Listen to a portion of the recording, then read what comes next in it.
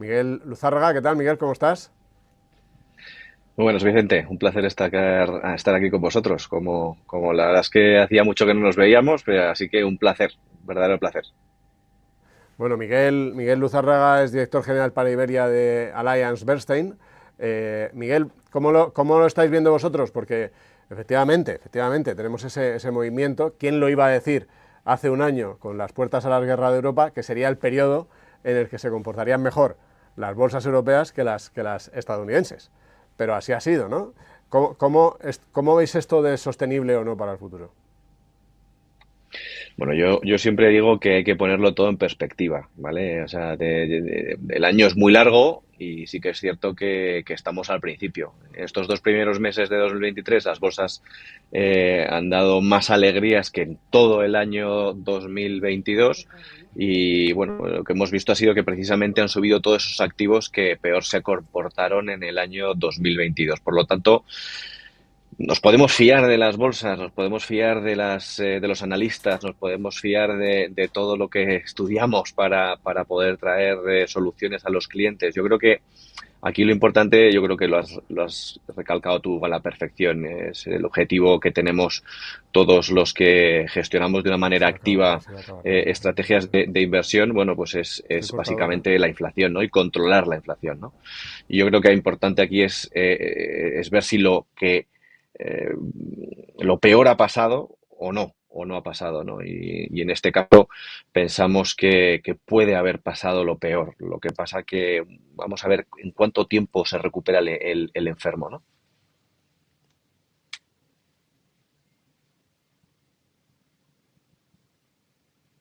Teníamos un pequeño problema de sonido, por eso no he podido terminar de escucharte.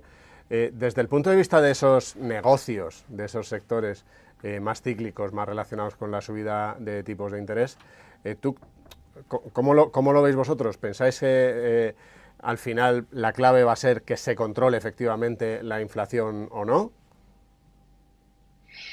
Bueno, desde un punto de vista sectorial, estoy de acuerdo contigo que para salir de una recesión como la actual, bueno, no la voy a llamar todavía que no estamos técnicamente en una controlar, digamos, la situación actual, los sectores más cíclicos son los que normalmente se recuperan mejor en un escenario como el actual. Por lo tanto, pensamos que ese tipo de sectores son los más adecuados a día de hoy para invertir. Si nos centramos sobre todo en la composición de los índices de en esta recuperación del mercado, puede ser que Europa se pueda comportar mejor en el corto plazo. ¿Por qué? Pues porque tenemos una parte muy importante de los sectores que componen el Eurostoxx 50 que son cíclicos, ¿no? Y sabemos que este tipo de compañías, este tipo de sectores se comportan mejor en esa recuperación. De hecho, un 57% del mercado europeo es cíclico frente a un 28 al americano. Por lo tanto, pensamos que sí, que el mercado a día de hoy, aun teniendo la inflación mirándonos de cerca, apostar en el corto plazo por Europa ha sido caballo ganador. Pero sí que es cierto que lo ponemos un poquito en duda en el largo plazo. Desde el punto de vista de flujos, es llamativo que normalmente ha entrado mucho dinero siempre a renta variable americana en los últimos años, pero sí hemos visto en los últimos meses un pequeño cambio ahí. Sí hemos visto que ha empezado a entrar más en renta variable europea. Esto siempre es muy difícil saberlo, pero puede ser algo más táctico en función de la situación o podemos estar viendo un cambio de fondo de después de muchos años de infraponderación, darle un poquito más de peso a Europa. Bueno, nosotros pensamos que Estados Unidos es un mercado muy central, es como muy core, lo llamamos nosotros, ¿no? En donde, bueno, pues la mayoría del crecimiento a nivel global, pues se centra en Estados Unidos. Y yo creo que ese cambio de situación, esa nueva era, ese nuevo paradigma, como lo queramos llamar, todavía no ha llegado. Yo creo que Europa sí que es cierto que se ha comportado últimamente con un poquito, unos datos y unas rentabilidades un poquito más decepcionantes, y Estados Unidos ha sido siempre ese caballo ganador. Y Ujú. nosotros a día de hoy pensamos que Estados Unidos va a poder seguir dando ese do de pecho por diferentes razones. Desde un punto de vista, por un lado, de la situación de los indicadores de sentimiento americano, en donde nosotros pensamos que se ha indicado, por ejemplo, de la Universidad de Michigan, en donde pensamos que sí que ha podido llegar a tocar suelo. En segundo lugar, precisamente por las valoraciones, pensamos que estamos en torno a 18,6 veces en términos de valoración, y Estados Unidos pensamos que la Fed no va a hacer no va a dejar que corran, digamos, mucho esas valoraciones, por lo tanto, porque eso puede generar más inflación. Y por último, y no menos importante, precisamente desde un punto de vista de rentabilidad ajustada por el riesgo. Estados Unidos es un caballo ganador en ese sentido, y pensamos que lo va a seguir siendo por ser nuestro, bueno, nuestro y el de muchos mercados predilectos en este caso.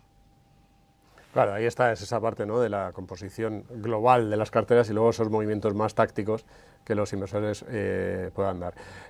Miguel, incidiendo un poco más en Europa, el otro día había un gráfico que relacionaba el nivel de almacenamiento del gas en Europa con el comportamiento de, no sé si lo habrás visto tú también, se ha hecho muy popular, con el comportamiento del Eurostoxx 50. Está mirando el mercado, eso está mirando el mercado si en un momento dado podemos tener problemas con el abastecimiento energético, y está detrás del mejor comportamiento también, aparte de lo que decíamos de los sectores cíclicos, esa tranquilidad que le ha dado al inversor ver que hemos sido capaces en Europa de pasar el invierno. Bueno, desde un punto de vista del precio del gas, creo que tenemos que tener en cuenta que hasta el viernes cumplimos un año de la invasión de Ucrania y del repunte significativo del precio del gas, que es lo que esa dependencia que teníamos tan severa en Europa, pues es como nos ha afectado en mayor medida a nuestra inflación, ¿no? Y como todavía seguimos dependiendo en gran medida de ello, ¿no? Por lo tanto, yo creo que a medida que veamos los datos, no de este mes desde marzo, vamos a poder comparar mes sobre mes, es decir, marzo sobre marzo, pues esos niveles de precios de gas tan altos, ¿no? Y vamos a ver cómo muy probablemente la inflación se va a disminuir un poco. Nosotros pensamos que Europa, bueno, pues tiene una composición muy interesante, como te he dicho antes, desde un punto de vista de esa ciclicidad, de un sesgo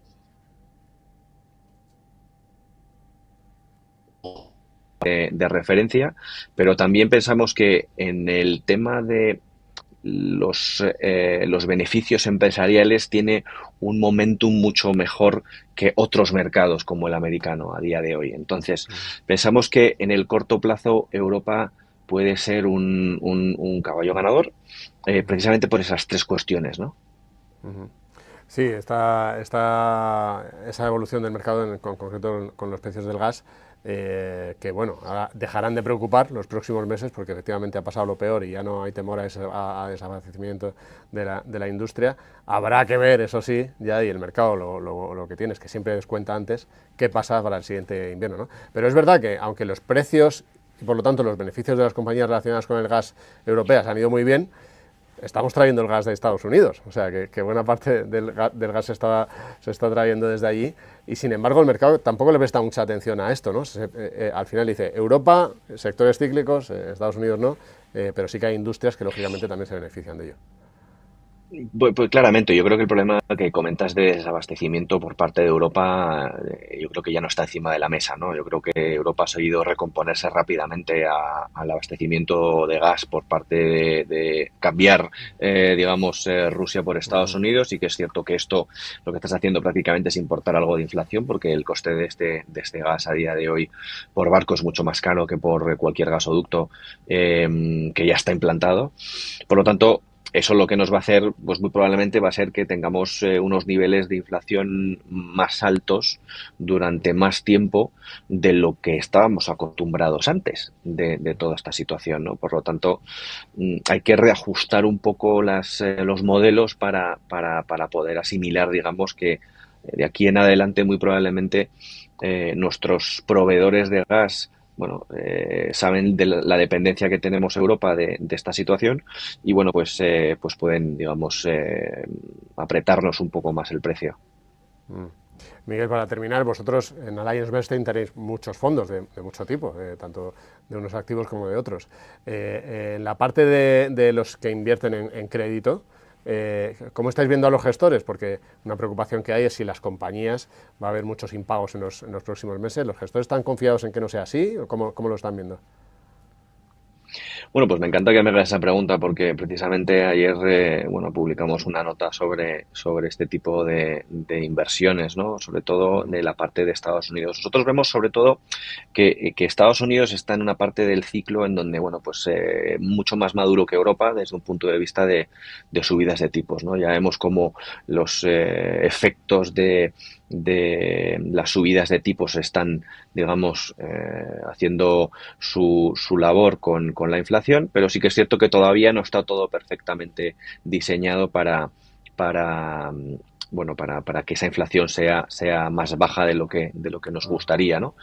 De tal manera que a día de hoy nuestros gestores, pues sí que es cierto que ven algo más de riesgo en high yield americano desde un punto de vista de esas quebrantos que puedan existir en algunas compañías, de impagos que puedan suceder en algunas compañías, pero los niveles son mínimos, ¿no? Estamos hablando de pasar de un 1,4% a un 2,5%. Sigue siendo unos niveles, no lo quiero llamar ínfimos, pero unos niveles muy bajos de impagos. Por lo tanto, nos sentimos, digamos, confiantes y confiados a la hora de poder invertir en Estados Unidos con un enfoque equilibrado, ¿no? Nos gusta mirar ese equilibrio de poder invertir en el tesoro, en donde, bueno, ahora mismo tenemos unas duraciones un poco altas y complementarlo con la parte de high yield más segura para atraer un poco más digamos, de TIR, ¿no? Y estamos en torno, nuestras carteras americanas de income,